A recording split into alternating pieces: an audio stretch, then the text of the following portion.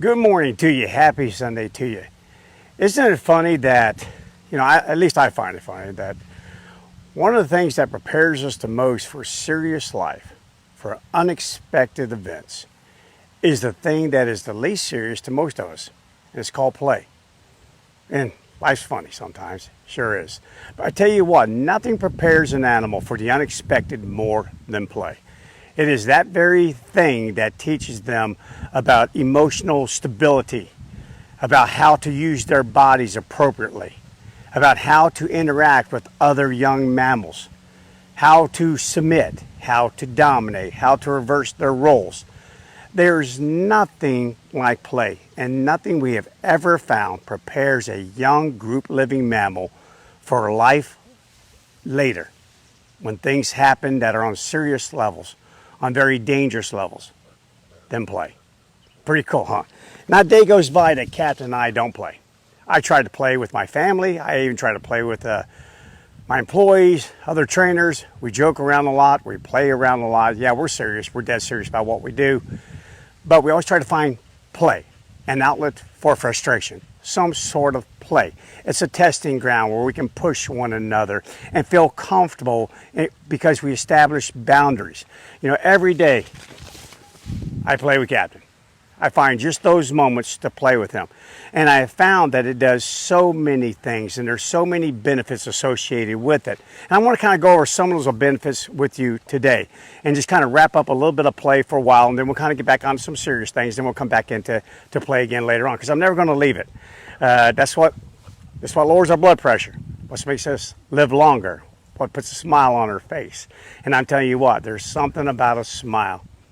I just cannot tell you. I've been in some really serious times in my life, especially in the military, missions that went bad, and there was a smile. It was play that got me through those hard times. So let's talk about real quick some of the benefits of play and how play affects our young mammals. First of all, one thing to know is that the amount of play will affect an animal's ability to handle unexpected events later in life. So think about that. Life's never stable. It's constantly changing. Things are coming in your life, going out of your life. Same thing for your dog. It prepares your dog for unexpected events. But the amount of play, again, this is becoming worrisome. It's already being studied. What's the effects of our children not playing, especially right now in a time in which they really don't have the ability to play as much as they used to? But what are devices like this little machine I'm talking to right now, this little iPhone? What's it doing to us? Is it taking away our play? Yeah, maybe we're object playing. We're playing with an object, an iPad, an iPhone, but what about locomotor play? What about this thing like with Captain right here, a combination of locomotor play and also object play? Yeah, so we're already studying the adverse effects of children not even having enough opportunity to play. And will that prepare them for life changes that will happen? I say all the time, life is the master teacher. The master teacher. And sometimes the fees are a little bit steep. And are you ready to meet those fees? Can you pay the man, the master teacher? Okay, another thing that a benefit from playing, self-handicapping. Self-handicapping, I think that's one of the biggest benefits of play because it prepares the animal for the unexpected. Individuals have to put themselves through the role reversal, through being subordinate. They put themselves in a position different than the norm. So think about that. Here I am the dominant one. I am the leader of this pack inside this household. But then suddenly, I'm rehomed. Or what if the family breaks up? I go with the mother or the wife, or I go with the father or the husband. And all of a sudden they meet someone with other dogs. What happens? So role reversal helps animals who are very dominant in their approach to life, in their hierarchy. They're a very powerful animal. Suddenly life changes and you find yourself not on the top of that totem pole. I remember the sea lions that we used to train in the military. They would be captured and then they were kept for 6 months and studied and evaluated to see how they would handle being captured. were they okay? The ones that weren't, they were turned loose again. The ones that seemed to handle it fine, they were kept for 2 years. After 2 years, they were turned over to the United States Navy, and we took it from there. We did all the advanced training with these sea lions. And it was amazing because I remember a particular sea lion went by the name of Weatherby. And Weatherby was just a knucklehead. He was just like, all the time, constantly, barking, sea dogs, hence the name. Bark all the time, push his way around the time, has his chest out all the time. Till all of a sudden he was taken from Naval Ocean Systems Command and parked right there in our command. And suddenly that boy who was on the top of the rung went straight to the bottom. Yeah, he met Mr. Duke. He met Miss Pump. He met Bogart. And all of them said, hey, nice to meet you. I heard you were top sea lion over there. No longer. But it was his play with the other sea lions that allowed him to make a quick adjustment, very quick adjustment. So again, self-handicapping, it helps with that. I would watch him all the time with other sea lions on top of him. And again, he would just lay there. I've seen this with Captain, with young puppies. I saw it when I still had a German Shepherd when we first got Captain. His name was Dax, a big, powerful dog. Put Captain right on his back and then all of a sudden roll over and Captain would go on top of him. This is so important. We do it with our children. How many times, those of you who have young children, have you laid on the carpet and allowed your child to pile down on top of you, pin you to the ground? How many of you allowed your child to beat you in basketball, to out-throw you in a baseball game? Same thing, juke and jive you, zig and zag in a football game. We do that. It's role reversal, and this prepares us for when life reverses our role. Our normal role. So this is absolutely critical for dogs who may find themselves being rehomed, sent to a rescue, or there's additions to the family, both human-like and dog-like. It prepares them. It also, through play, like right now, Captain's trying to solve a problem. He keeps putting this ball right here between my feet if you've been watching him. He's trying to solve a problem. He needs me to pick up the ball and throw it because that's his fun. But there's a problem here. And now if I were to shake this thing around and move it around, he's trying to solve this problem. What do I do? What do I do? Do I grab the ball? Do I don't grab the ball? What do I do? What do I do? What do I do? Or just I sit there and just stare at it. And maybe if I stare long enough, it'll move. And sure enough, it does. So playing creates problems that must be solved by kinematic improvisation. And also through emotional flexibility. It requires it. Again, I remember my brother. I have a brother that I don't talk about very much. I love him dearly. He lives some miles away from me, but he's a year older than I am. And he and I would wrestle all the time, And then we'd have the occasional real fights. And it was through having to solve problems, wrestling with him. How do I get him off of me? He was a lot stronger than I was as a young man, but I had more of an attitude. I had more of the, I'm never going to quit. You can't make me quit. I tell you what, I don't even know what that word means. And so therefore I would persist, and many times I would win. But boy, those sure helped me when I had to deal with someone who did not play a lot with me. And that was my mentor, and I write about him in Embracing the Wild in Your Dog.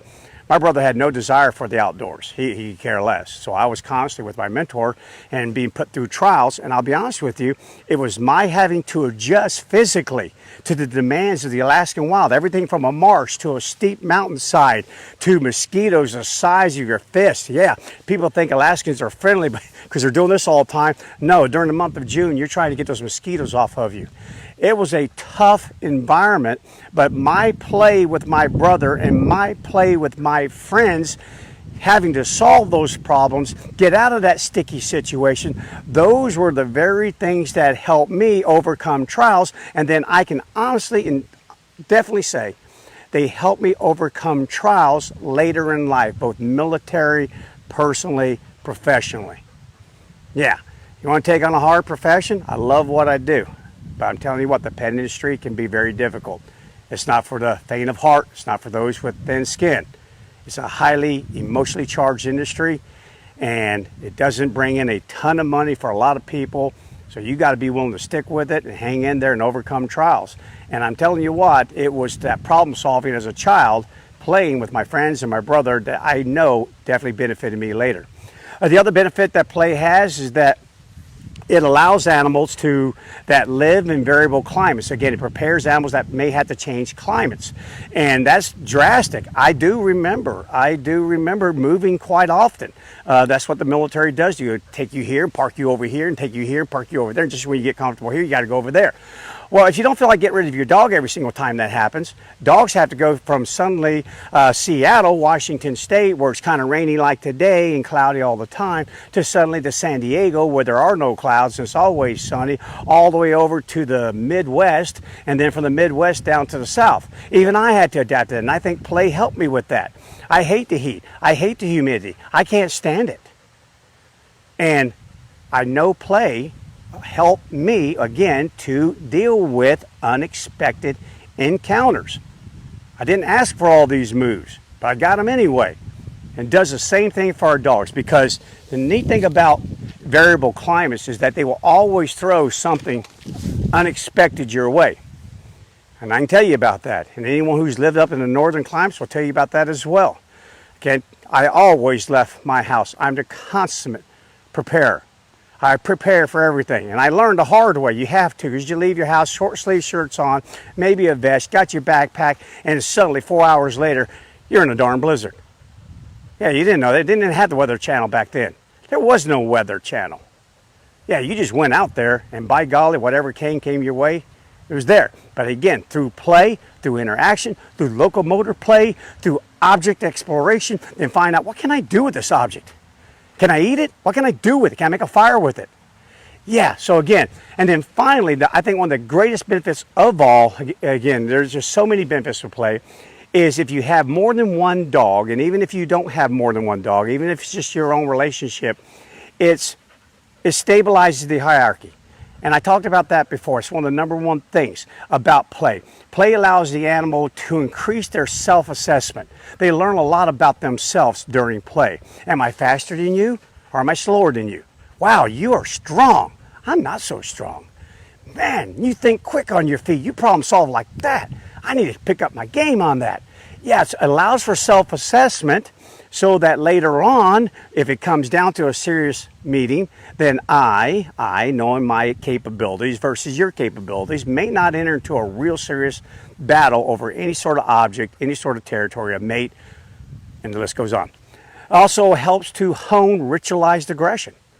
You learn how to use your mouth softly. You learn how to not bite someone too hard. Watch a dog go to a dog park for the first time. Watch him go to a daycare for the first time. Oh, you need to be watching. Okay, that's not the time you start taking big old gulps out of your coffee.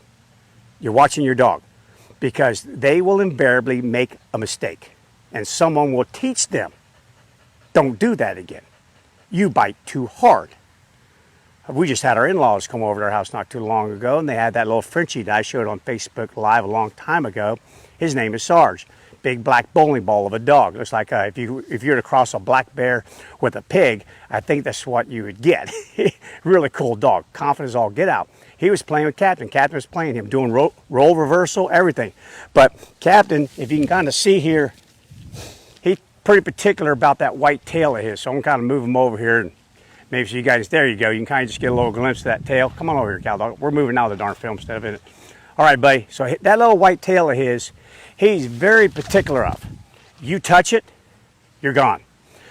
Well, he learned that when other animals grabbed his tail, he turned around and bit too hard. Well, some of them said, well, I know you really like that tail of yours and you're very particular about it, but don't ever bite me like that again. And they go after him. So he learned to become much more tolerant. So when Sarge did the same thing, no. He didn't go after him like he would have gone after him when he was a very, very, very young mammal. No, he held back. He held it in check. So playing and interacting constantly, if you want play to happen, you want play to continue, then you learn not to play too rough. You play too rough, play ends. And you want the play to continue. You want it to continue. So you develop those skills. You hone that ritualized aggression capability. And then lastly, it strengthens the bond. The bond between Captain and I is incredible. Incredible. One of the strongest bonds I've ever had with a dog. The only other dog I think that even comes close to captain. A couple of them would be my sled dog, Ranger in Alaska, and then my police service dog, Yager. Those were dogs I spent more time with than anyone else. I spent a great deal of time with Captain. And this play has strengthened our bond because in play, I'm fair. He's fair. We make sure the play is always fair. It's never lopsided. I'm not going to sit there and own him like right now. I'm not going to make you sit and lay down. Sometimes I will. No. Now, there you go. But then I'll say free. And we'll get on with it and we'll get back to playing. So playing doesn't become this drudgery, this thing that, gosh, okay, yeah, I want to play, but you know, do we have to do the obedience? Can we just not play? Can we not? Yeah, it strengthens that bond so that later when we're not playing, I trust you. I've learned you. I learned that you hold back. I learned that you have ritualized aggression. I also learned that who you are in comparing to me, and I get it. When you say no more play, it's no more play. I encourage you guys, as you've heard me say over the last several days, please play with your dogs. Please. I've seen it. I've lived it. I've experienced it, not just personally with my own dogs, but with thousands upon thousands of clients. I can adamantly say, those clients I meet whose dogs have real issues, deep issues, when I go back, and I certainly do, I trace this thing, I try to go all the way back to the womb. And I can blame a lot of problems that I see on the lack of play. And I'm telling you what, starting to see a little bit more in young adults. Gotta play, people. You gotta do it.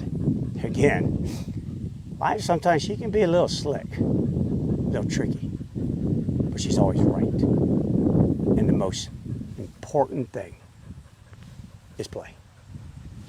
So make it happen. Help you get through the tough times. All right, cow dog. All right, so I'm going to quit talking on this video here. And we're going to get to playing a little bit more. And I certainly hope you do the same thing. I'll see you tomorrow. Cattle dog, bring that ball, buddy. Attaboy. Check you out. Ha ha ha.